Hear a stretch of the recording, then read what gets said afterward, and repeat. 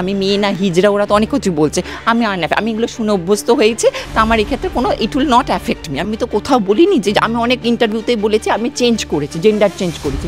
আমি তো কোথাও তো বলিনি যে আমি জন্মগত নারী। আমি অনেক ইন্টারভিউতেই বলেছি আমাকে ডক্টর, দিল্লির ডক্টর, বড় ডক্টর বানিয়েছে।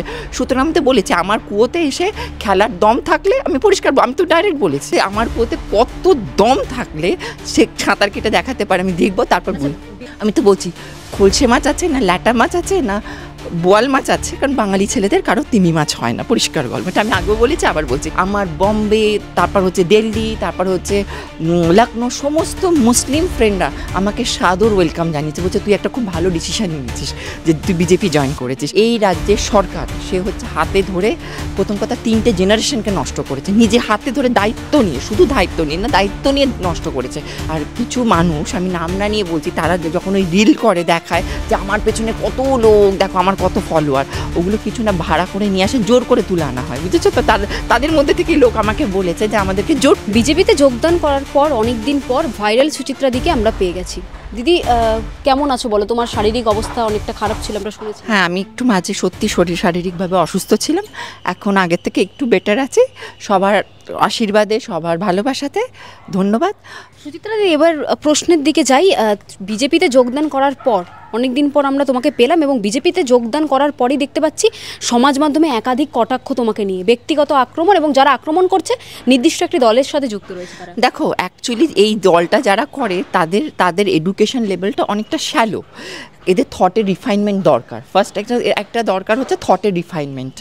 কারণ এডুকেশন যদি কম হয়ে থাকে, তাদের দেখবেন তারা ব্যক্তিগতভাবে স্তরে সেই জায়গায় ওরা আক্রমণ করতে থাকে। আর আমি বলেছি না, এই মানে যে দল করছে বা যে দল আমাকে নিয়ে কটাক্ষ করেছে, তাদের সেই দলের প্রথম কথা, তারা নিজেরাই শিক্ষা ব্যবস্থাটাকে হাতে ধরে নষ্ট করে দিয়েছে। তারা নষ্ট করে সেখানে কি করেছে, মদের আসর বসিয়ে দিয়েছে।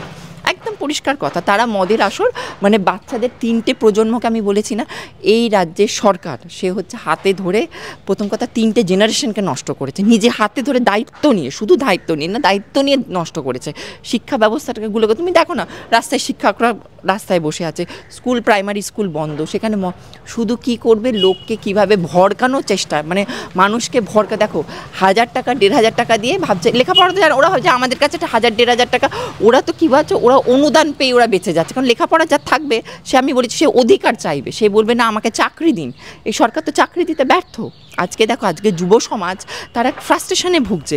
তোমরা আজকে যদি দেখো, প্রত্যেকটা যুব সমাজ আমাদের কী রয়েছে, তারা প্রত্যেকে ফ্রাস্ট্রেশনের মধ্যে ভুগছে।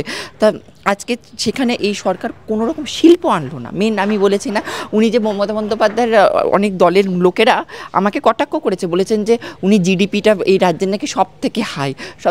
এত তাহলে ছেলেমেয়েগুলো বেকার তাহলে বসে তারা চেঁচামেচি করছে কেন? আর কিছু মানুষ, আমি নাম না নিয়ে বলছি, তারা যখন ওই রিল করে দেখায় যে আমার পেছনে কত লোক, দেখো আমার কত ফলোয়ার, ওগুলো কিছু না ভাড়া করে নিয়ে আসে, জোর করে তুলে আনা হয়, বুঝেছো তো। তাদের মধ্যে থেকেই লোক আমাকে বলেছে যে আমাদেরকে জোর করে তুলে আনে, বুঝেছো তো। জোর করে তুলে এনে তারা কি করে, তোমার ভিড় বানানোর চেষ্টা করে, মানে যাতে যেতে হবে, না হলে অত্যাচার, বুঝেছো তো। নাহলে তাদের ফেসবুক, কলেজে এমন হয়েছে, তারা বলছে আমাদের ফেসবুক আটকে রাখা হয়, ঠিক আছে, বলছে যে কলেজে আমাদেরকে যদি আমরা না যাই, মানে ছাত্র পরিষদ থেকে সব ছাত্রীরা বলেছে যে আমরা যদি না যাই, আমাদের ফেসবুকগুলোকে ওরা আটকে রাখে। মানে কতটা, মানে বুঝতে পারছো কীভাবে, মানে না যেতেই হবে কিছু।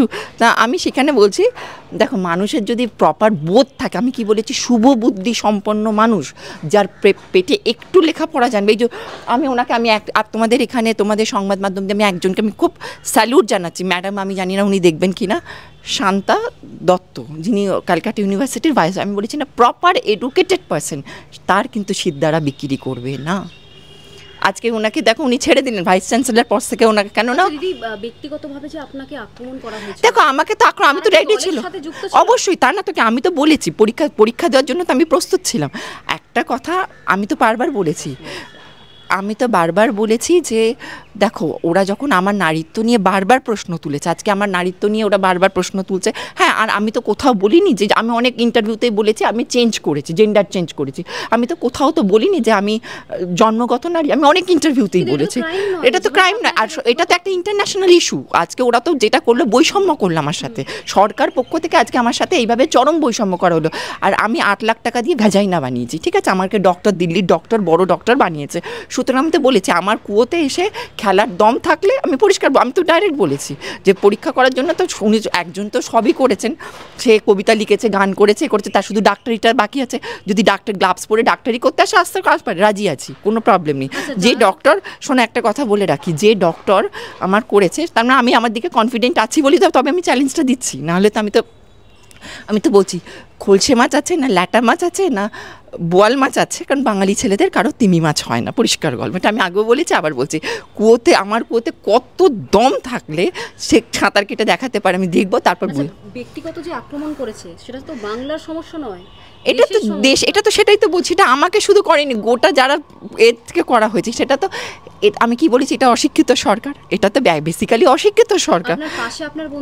দেখো আমার পাশে কে দাঁড়ালো না দাঁড়ালো আমার কোনো যায় আসে না, আমি এতদিন একাই স্ট্রাগল করেছি, আমি একাও করে যেতে পারবো। আর একটা কথা, আমি সুচিত্রাদের মৃত্যুকে ভয় পাই না, আমি অলরেডি নিজের 2টো কিডনি দিতে রাজি আছি, সুতরাং বুঝতেই পারছো, সুতরাং আমি কিন্তু মৃত্যুকে ভয় পাই না। আমাকে যদি কোনো রকমভাবে এরকম ধমকে চমকে যদি মনে করে এরা বসিয়ে দেবে, তাহলে কখনো না। আজকে একটা কথা বলবো, এই সরকারের এক্ষুনি নিপাত যাওয়া দরকার। আরো ভালো ভালো খবর দেখতে সাবস্ক্রাইব করুন বাংলা হান্টের ইউটিউব চ্যানেল। বাংলা হান্টের আরো খবর দেখতে নজর রাখুন। বাংলা খবর মানেই বাংলা হান্ট।